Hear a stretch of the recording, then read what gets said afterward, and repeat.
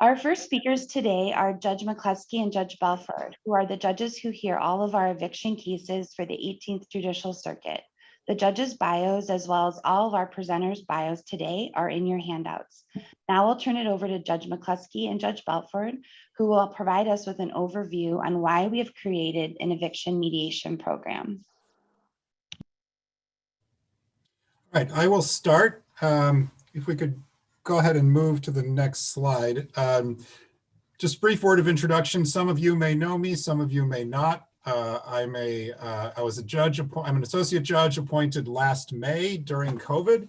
I currently preside over courtroom 2003. Courtroom 2003 used to be the the eviction room, as well as covering some other miscellaneous chancery matters. Given the circumstances with the eviction moratorium and the potential for an onslaught of new eviction filings once the moratorium is lifted, the decision was made to create a second eviction courtroom in the courthouse devoted entirely to evictions. That is where Judge McCloskey presides, down in courtroom 1004. He covers approximately 80% of the new eviction filings. My courtroom covers the remaining 20%, just to ensure that there are at least two courtrooms available to eviction cases at any given time. Quick introduction to myself. I'm a graduate of the University of Illinois for undergraduate. I went to law school at the University of Chicago and spent most of my career working on the staff of Justice Robert Thomas at the Illinois Supreme Court, and again was appointed last May. So I just want to thank all of you on behalf of myself, Judge McCloskey, and the entire circuit for your interest and your participation in becoming trained mediators for this program. I think it will go a long way towards addressing and streamlining and handling in a responsible way the coming eviction cases that we're going to see. So why the mediation program? The mediation program, and again, I think we can go maybe to the next slide. So why the mediation program? Again, given the moratorium, we do expect to see and have already seen an increase in the number of eviction filings, and that number could increase again as the moratorium is lifted. Obviously, mediation and alternative dispute resolution is an asset no matter what the circumstances are, but given the number of cases we're expecting, we think it's going to be especially important here. Obviously, mediation is an opportunity to save time and money. If we can catch these cases on the front end, particularly on that first return date, and get the parties together in a conversation that leads to a mutually agreeable resolution, potentially on that first court date, which I think again is our best window of opportunity. Obviously that saves time, both for the attorneys, for the court, as well as the litigants, but it also saves money. If the tenants are represented by counsel, it reduces their attorney fees and certainly reduces it for the landlords.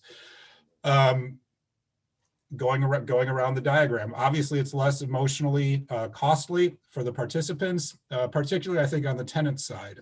Coming to court as a tenant facing an eviction obviously can be a very stressful, very scary, very destabilizing proposition. And it's something the tenant has to live with as long as the case is pending. So if we can, again, catch these cases early and resolve them, it just removes one less stressor in the parties' lives. Obviously, it facilitates and promotes cooperation between the parties. In many cases, cooperation has been going on, or attempts at cooperation, and maybe that's broken down. But I think the mediation program allows the parties to come together in a way that, again, facilitates open dialogue, mutual exchange of offers and compromise. And again, to the extent that we can resolve these through cooperation, everyone is better off. Mediation obviously is non-adversarial. It's a mediated, by definition, it's a mediated program. The mediator will work with one side, work with the other side. It's not the two parties standing before a court trying to prevail over the other side in front of a judge, but working through a mediator to reach an agreement again, in a process that's non-adversarial. It's confidential. That's important. Obviously the eviction judgments have the potential to be out there, accessible to future landlords, to credit reporting agencies, and have that potential downside on the tenant side in terms of an eviction judgment being entered. The agreements entered into with respect to the mediation can include confidentiality provisions and a sealing of the record, so that those costs aren't borne by the tenant the same way they would be with a judgment. It's a neutral arbiter, someone who does not have a stake in the outcome, and who also is trained. So it gives the ability of someone who doesn't have a stake in the case to look at the case from an outside vantage point and make recommendations that are free of emotion, free of financial stake, free of fear of other outcomes, and really look at a way that resolves this case peaceably. And obviously it gives the parties much more control over the outcome than taking a case to trial would. With a trial, obviously they put their best case in front of the court, and it's up to the court to decide. Here, the parties at least have the opportunity to weigh in, to negotiate, to offer compromises, and have more control over the outcome. So in every way, it's a win-win. It's a win for the landlord side, the tenant side, and certainly relieves the court system of some of the burden associated with this increase in cases. We can go to the next slide. So the moratorium, obviously, that's sort of the thing looming over all of this, and in many ways, what accounts for the creation of the mediation program. So as currently drafted, it's taken some different forms over time, but as currently controlling the executive order, it protects covered persons from the enforcement of an eviction judgment entered due to non-payment of rent. Important here is that it applies only to non-payment of rent cases. If there are cases involving risk to property or risk to person, those cases still and always have been able to proceed to judgment. These deal with cases only involving non-payment. Covered persons pursuant to the order are basically tenants who provide their landlord with a declaration form that the landlord is required to tender to the tenant prior to filing an eviction claim, which essentially attests that they fall below a certain income, and that because of reasons related to the pandemic, they have been unable to, or their ability to pay, they've been unable to pay their rent, or their ability to pay their rent has been decreased. So they may be making partial payments, but not able to make full payments, or they haven't made any payments. But the important part of the declaration is that their failure to do so has for some reason been related to COVID. Next slide.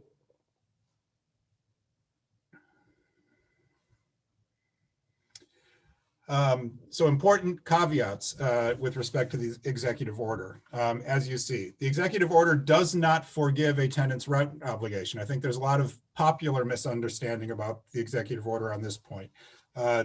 This does not relieve a tenant of its obligation to pay back rent. It simply puts a moratorium on the enforcement of an eviction based on that non-payment of rent. However, the tenant remains fully responsible for whatever back rent they owe, and a judgment can be entered against them once the moratorium is lifted. It also does not prevent the filing of eviction actions. For a while, the executive order did prevent the filing of an eviction action against a covered person. At this point, eviction actions may be filed both against covered persons and non-covered persons. The effect of the moratorium at this point is simply whether judgment can be obtained against the defendant. If the defendant is a covered person, at this point, judgments are not obtainable and enforceable. However, if it is a non-covered person, the judgment may be obtained and the eviction and possession order may be entered. And again, back to the point I made earlier, the moratorium does not speak to and does not protect tenants who pose a direct threat to the health of other tenants or an immediate or severe risk to the property.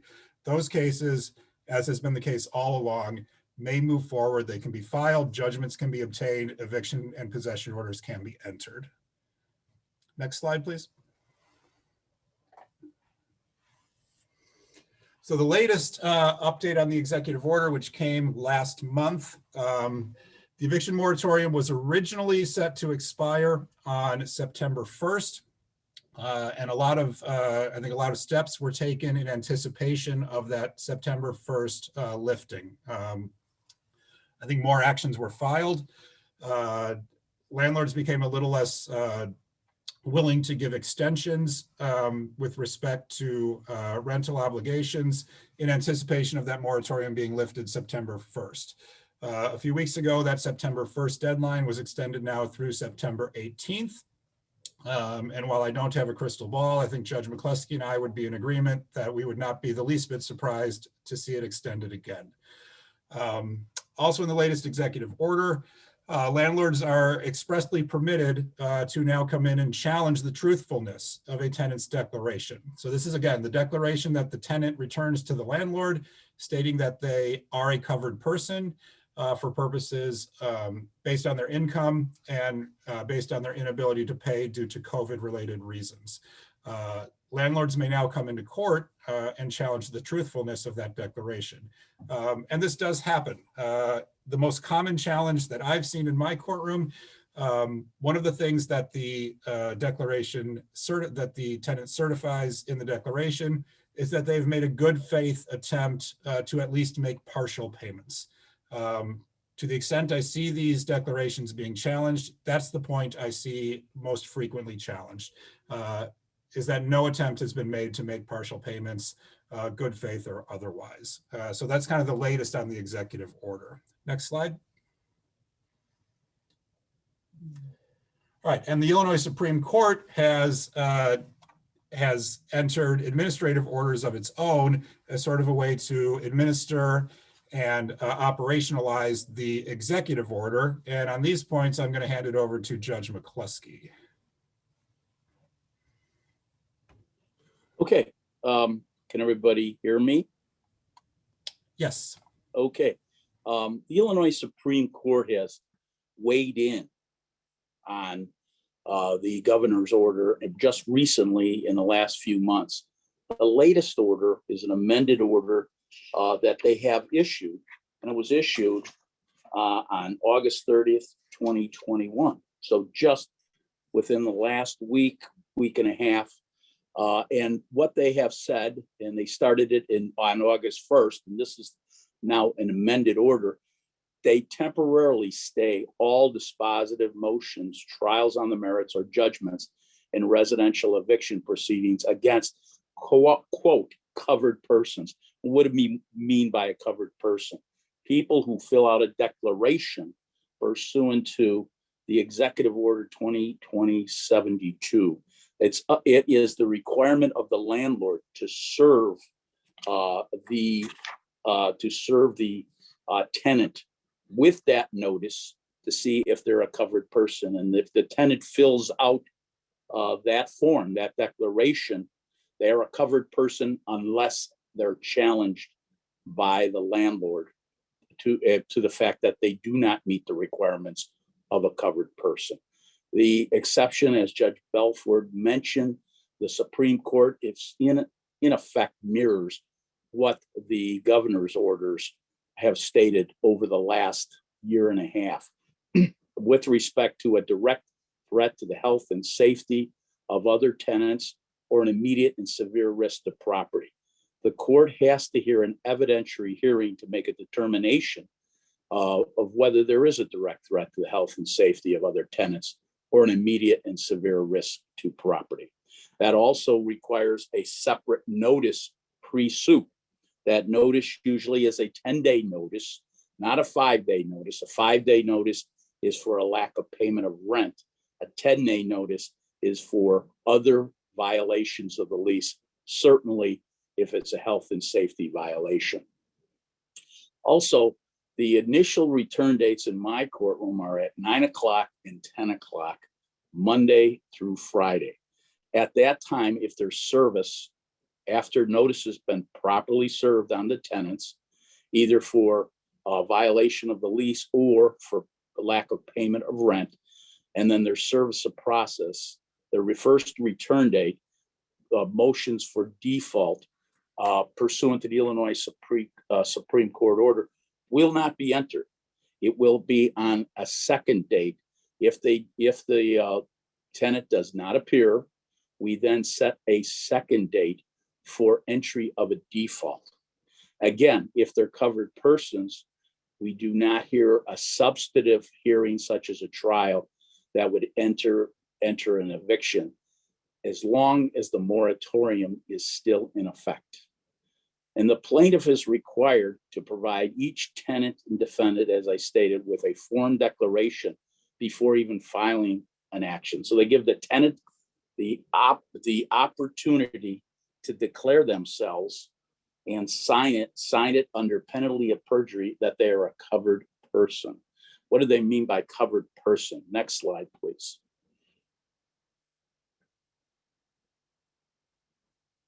Okay. Before we talk about this slide, I think it's important to discuss what a covered person is. Essentially, the tenant is saying that their annual income for the calendar year of 2020 is less than $99,000.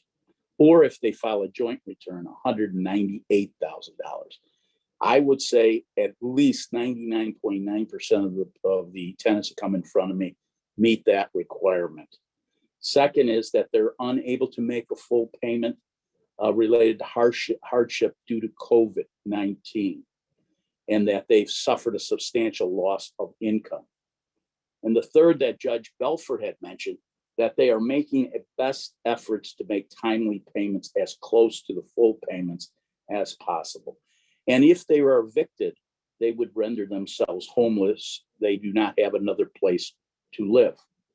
And they understand, though, by signing that their obligation to pay rent is an obligation that is pursuant to the lease agreement and has nothing to do with the moratorium.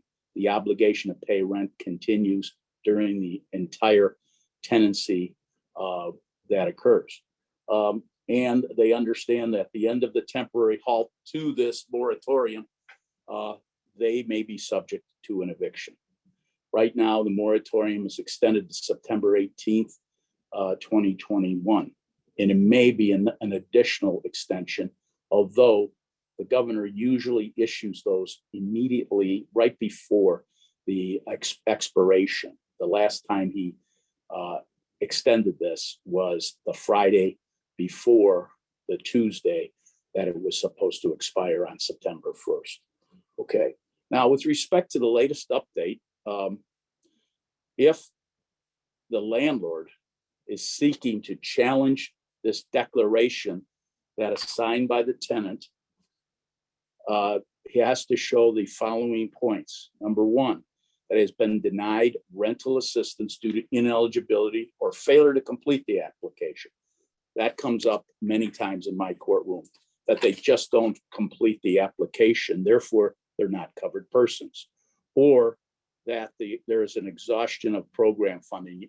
What I'm mean by that is that the application process has been shut off. It has been terminated, and the tenant applies for it, or the landlord, with the cooperation of the tenant, applies for it post the window of opportunity to open up for the funding with the Illinois Department of Housing or with DuPage Community. DuPage Community also has a housing program. At this point, the state of Illinois has been granted over $1 billion worth of rental assistance, and the county of DuPage has been granted up to $68 million, and they have distributed about $10 million of the $68 million. Another requirement is if they have failed to apply and have no intention to apply for rental assistance, if they just don't apply at all, then that is another challenge to whether they're a covered person and to challenge the declaration that's been signed by the tenant, or that it is clear that their rental assistance, that they are not eligible for rental assistance. such as if somebody comes in and has over $200,000 worth of income, and they would be considered ineligible. Again, I have never seen that in my courtroom. Or number 4, they have submitted a declaration that is materially erroneous, such that the plaintiff landlord can prove that the defendant tenant does not qualify as a covered person. That would be an evidentiary hearing. That's clearly a fact-finding presentation, and a determination by the judge will have to declare that they're not a covered person. Next slide, please. Again, the order expires on September 18th, 2021, to coincide with the expiration of the governor's moratorium. So the Illinois Supreme Court, when the governor issues these extensions to his moratorium, the Illinois Supreme Court has been in lockstep with the governor and has issued Supreme Court orders. The current one is 30370, 30370. And again, no substantive hearings with respect to eviction actions, with respect to residential eviction actions for covered persons. So there is a temporary stay as to dispositive motions, trials on the merits, or judgments in residential eviction proceedings against covered persons until September 18th, 2021. So the only matters that I have in front of me are with respect to that is challenges to the declarations saying that they're not covered persons. That is subject to a evidentiary hearing, or if the tenant poses a direct threat to the health and safety of other tenants, or an immediate and severe risk to property. So that's those are what I'm hearing. People think, well, then you're not doing much. Just the opposite. There's a lot of challenges to the declarations that are occurring right now. And also there's a lot of motions and petitions to declare that the tenant is a direct threat to the health and safety of other tenants and immediate and severe risk to property. One point I'd like to make, we have Prairie State Legal Services, which is a free legal service for tenants. They assist tenants. You can file these declarations for the tenants under penalty of perjury pursuant to Executive Order 2022, even on the first return date or up to the date that there is a judicial determination, a trial. And they can then it is incumbent upon the landlord to challenge. The first matter is to challenge and set it for hearing, challenge the declaration before the trial on the merits could occur and a subsequent eviction order would be entered. So that's important, and it assists you as a mediator in dealing with the landlord's attorneys. And because pre-COVID, the landlord's attorneys would come in on the return date, they would go outside, they'd work out an agreed order for payment and a compliance date. And if those payments aren't made, they'd come in for an eviction order. It was quite quick. It moved very quickly from the date of the return date to the date of an eviction order. This mediation program, in my opinion, is going to level the playing field between the landlord and the tenant. Is that about it, or is there a next slide that we could go to?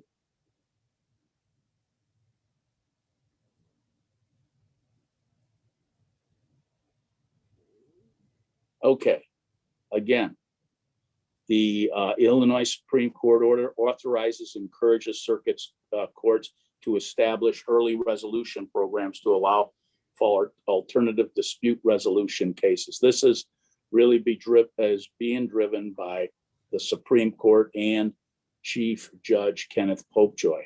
Also, the courts may choose to make such program voluntary. We are making it mandatory. We have rules that we are going to discuss the administrative rules that have been signed by Chief Judge Kenneth Popejoy that go along or are our administrative local rules that complement the Illinois Supreme Court order and gives authority to our mediators to conduct the mediation, and also the authority of the court system to declare that it is mandatory. So we have a set of rules that have been approved by our Rules Committee of the Circuit Court and have been assigned in law for the local rules of the DuPage County by Judge Kenneth Popejoy. Thank you. Thank you so much, Judge McCloskey and Judge Belford. We're going to move on to our next session, where we have David Clark presenting on his knowledge on the service of process. David? Okay, thank you. Hopefully you can hear me. Yes. Okay. Boy, we should go back to that picture of me. It was 10 years ago and it actually looks okay. I don't know. I'm Dave Clark. I'm a local attorney here. I practice law both in Chicago and out here in DuPage County for the last almost 29 years. And I went to school at Loyola with Ted Donner Law School. So I got to know him. And I really count it a blessing to be able to be part of this eviction mediation program. Really want to thank both the court, Kimberly in particular, but all of the court, Judge Popejoy, Suzanne, the DuPage County Bar Association, and a host of others, because sometimes we come to these seminars, right, and we think, wow, I wonder how these appear. They don't appear just sua sponte. There's a lot of work that goes into having a seminar, and even more work, I want to say 1.5 years went in the planning and all the logistics of the eviction mediation program that we're here to talk about today. So kudos to everybody involved there. Let me just take a quick overview and tell you that next to food, shelter is a basic human need. And what we want to do with this program is to really prevent homelessness, because that is the ultimate result, let's be honest, when the eviction is followed completely through.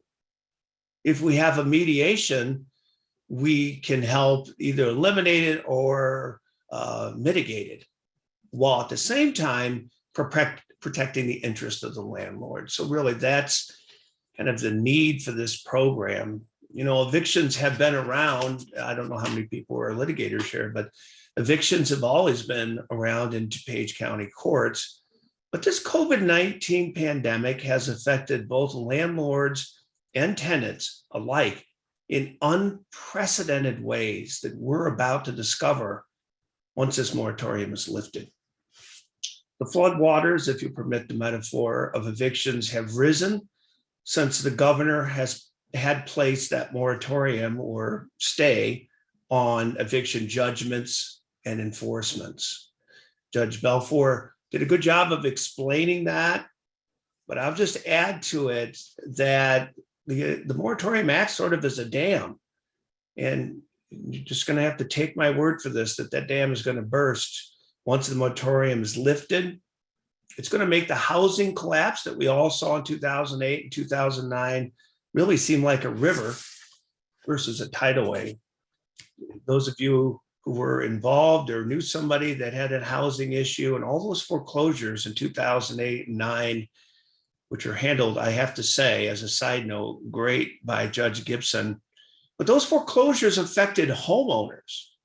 And the foreclosure court saw at its height, literally hundreds of cases a day. One judge, hundreds of cases a day. How many people from Prairie State or DuPage Legal Aid to help? 2. So you can see that we've learned some lessons from that. We feel based on what we've been hearing and the numbers of renters applying, that COVID has affected a greater number of people, mainly renters, with little to no resources to fall back on. These people, as Judge McCloskey pointed out, usually have no other place to live. That's why this mediation is so important to them. The homeless shelters and social services budgets across the county are already strained. I've talked to members of the county board. There just isn't enough resources, even though what did we have allocated? Judge McCloskey told us, what, 63 million available for renters and landlords, but only 10 million was distributed. So we're going to have a problem.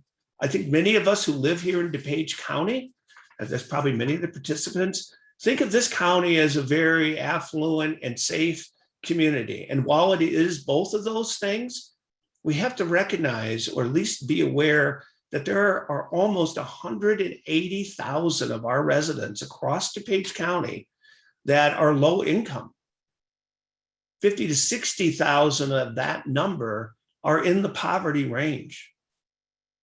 Now, here's some more staggering news before I get into the presentation.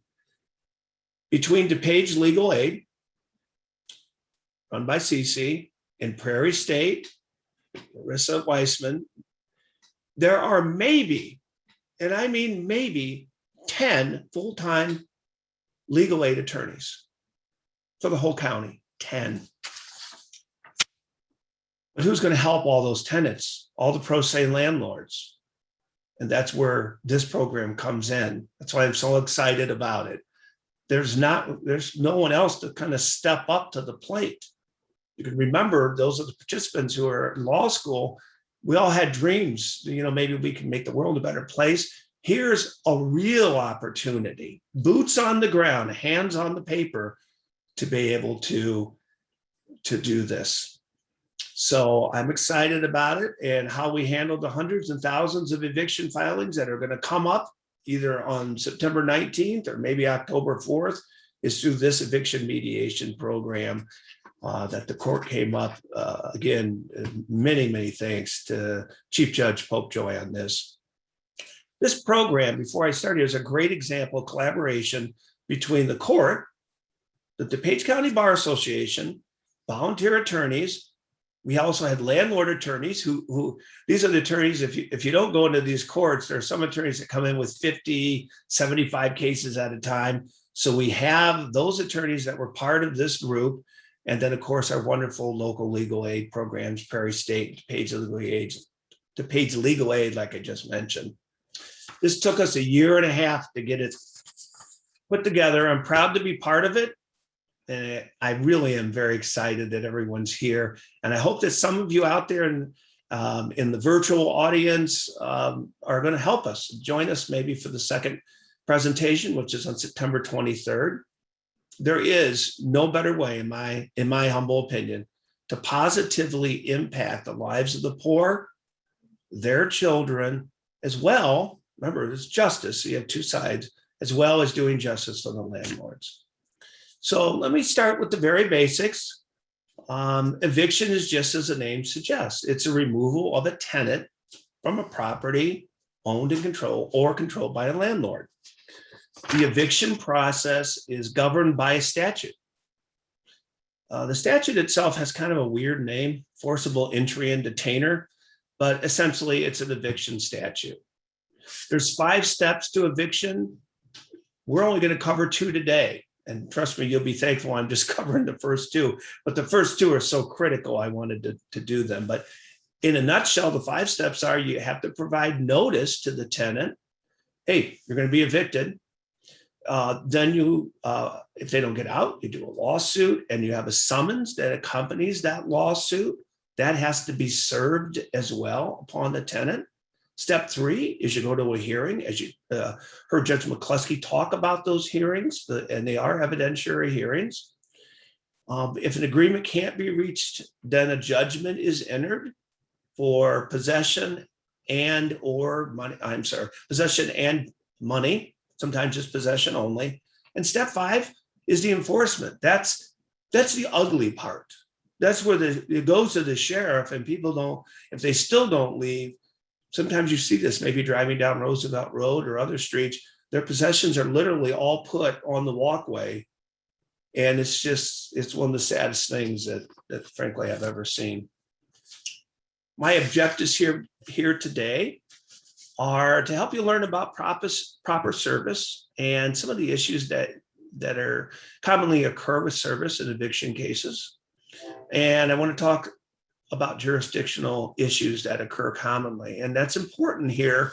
Why? Because without jurisdiction, as a mediator, even if you work out an agreement, the judges are going to be able to enter an order. So we want to make sure that you're aware as mediators that, yes, these first two steps have been done correctly so that you do have proper jurisdiction. Next slide, please. Cases always start out. Remember, step one I said was a notice. So the notice is really a demand for possession. It needs to be properly served upon the tenant and any unknown occupants. So briefly, one mistake some pro se landlords make is they give a 5-day notice or a 10 or a 30, and they just put the person that signed the lease on that notice. You need to put unknown occupants, any unknown occupants as well. So that demand has to be made prior to filing an eviction action. So in other words, you can't just go rush to court and say, well, I want that person out and I'm going to file a lawsuit. No, you have to give the notice, or excuse me, the demand first, which is the notice. And I want to tell you something. It's not only the key part of due process, but it's a step that you need to be aware of as a mediator, because it's a step that most pro se landlords, they miss it. So you want to make sure that that step is being adhered to. Next slide.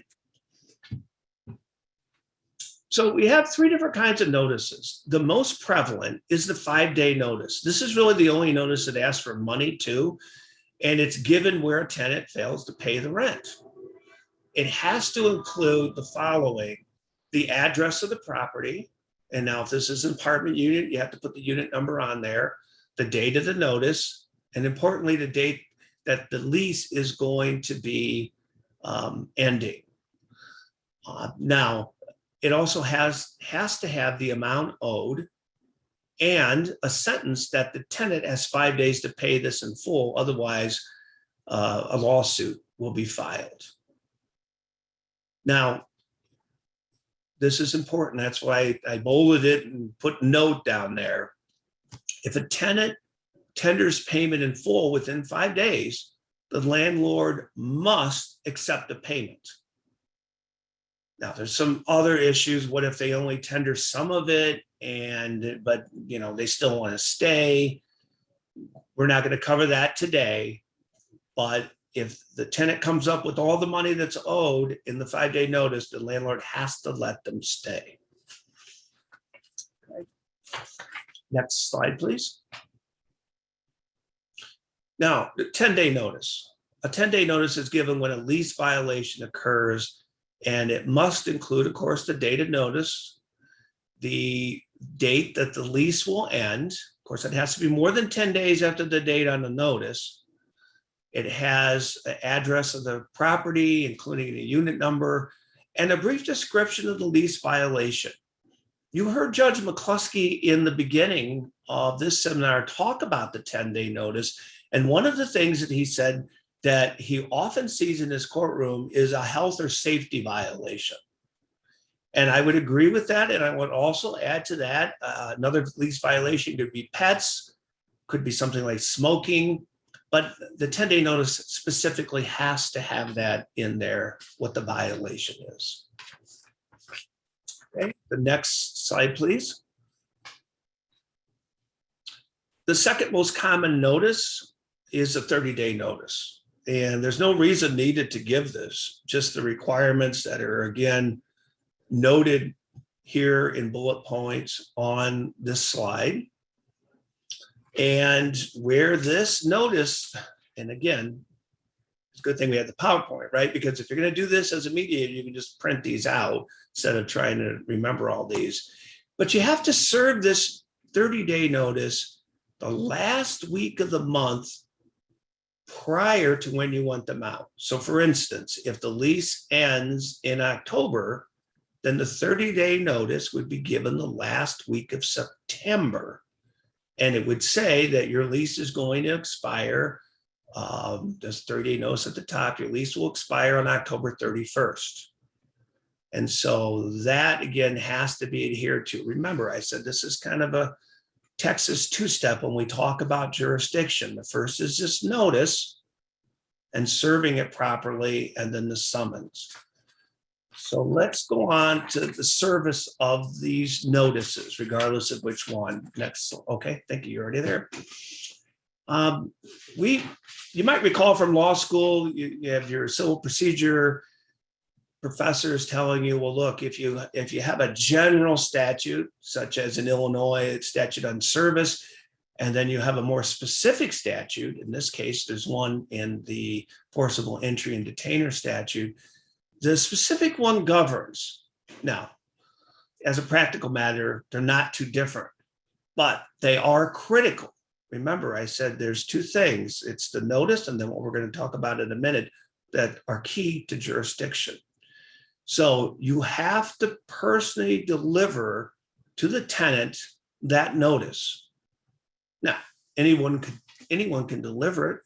Could be the landlord, could be the landlord's spouse, a friend of the landlord. This doesn't have to be served by the sheriff or a detective, but it does have to be personally delivered to the tenant or any occupant over the age of 13 that resides on the premises or is in charge of the premises, such as an aunt or an uncle or some other family member.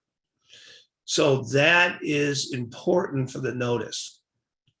The courts, and I don't know, I'd be curious at some point to find out from Judge Balfour and Judge McCloskey how many actual notices were served by certified mail, but you can do it. The statute permits it as long as you get that green card back with the signature.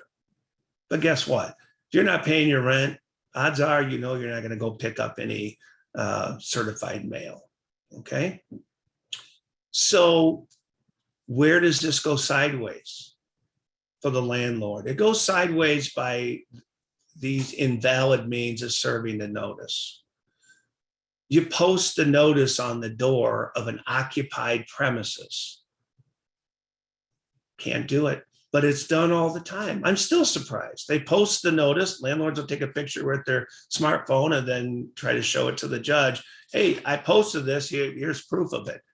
Posting is only valid if the premises is abandoned. It's not valid when it's occupied. Another thing that landlords do, and you need to be aware of this, is that they'll slip the notice under the door. And then they'll say, well, I slipped it under the door. I presume they got it. Not good enough under the statute. The third one I expect to be changed, but it isn't changed now, is that landlords will text or the email a notice to the tenant or the occupants. Then they'll come into court and say, well, wait, I did serve the notice. Here's my smartphone. And you can see that the tenant actually responded to the text and said, hey, can I have more time? I don't have the money. So clearly they received it. But as of now, this statute, forcible entry and detainer, has not amended the service of notice to conform to the Digital Communications Act, which is also found in the rules. So that may be changed in the future, but for now, no texting, emailing is going to be allowed, at least out in DuPage County, to prove that the notice was properly given. Again, hopefully that'll change. Okay, next slide, please. All right, so what happens if the tenant does not pay the rent or move? Then you have to draft and file an eviction lawsuit and you have to issue the summons. Basically, a summons, for those who don't practice litigation, is a legal form which is served on the tenant and advises them of the court date. Also the time and the location. Again, it's key. It's absolutely key to jurisdiction. Now you note in the bullet point on September 20th, the eviction summons, which all these things can be found online, are going to be updated. There's going to be a second page to it. I'm not going to go into it now.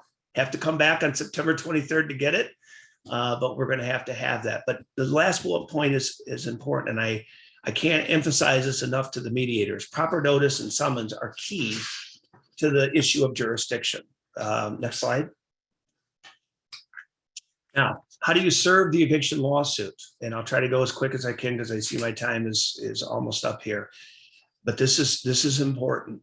Unlike the notice, service of an eviction lawsuit is now governed by the more broad service statute. In other words, you have to have personal service, but you can't have the landlord go up and do it. No, it's got to be the sheriff, DuPage County Sheriff, or private process server. And of course, the timing of filing that lawsuit depends on the type of notice. I'll just give a brief example. 5-day notice, they don't pay. It's only on day 6 that you can file. If day 6 falls on a weekend, you got to file it on a Monday. You can't get service. What happens? You have to ask the judge for an alias summons. Hey, they're hiding. I know they're there. I just need another shot at it. You pay $5, you get another summons issued, and you try it again. If all those don't work, you can do posting or publication once granted by the judge. Just can't get a money judgment. Okay. Next slide. I'm almost done here. Is Section 8 considerations. I just want to bring this up briefly for the mediators. If you're not aware of Section 8, it is a housing voucher program. And as mediators, we're of course not there to give legal advice, but we do need to explain to them that an eviction judgment, as Judge Belfour pointed out at the beginning, and Judge McCloskey emphasized, it will impact their ability in general to rent. And if you have a Section 8 voucher, you're the tenant rather, you can lose it. And that is catastrophic for somebody who counts on that. Again, we'll cover the specifics of what to do on those vouchers. So come back on September 23rd. Thank you for the time I've been given here. I wish I had another half hour or so, but I don't know if there's any questions I haven't covered. I'm happy to take it in the minute I have left. Let's see. You've got with the US Post Office now, can you send something by certified mail with the tracking number? Would the court accept an eviction notice 5 or 10 day as valid if it was sent by certified mail with the US tracking number where you can have the printout from the USPS as to when it was delivered in lieu of getting the green card back with signature? That's a great question. I have seen judges out here, not Judge McCloskey or Judge Belfour, but prior judges differ on that. Some will accept it because the USPS, if you go to the website, it'll print out when it was delivered. But the problem is, how do you know it was delivered to an occupant? Oh, it says it's delivered. So I would strongly caution against that. The green card is really going to be the best option. If you are going to do certified mailing, that really is your best. Thank you, David. And thank you for your presentation. Sure.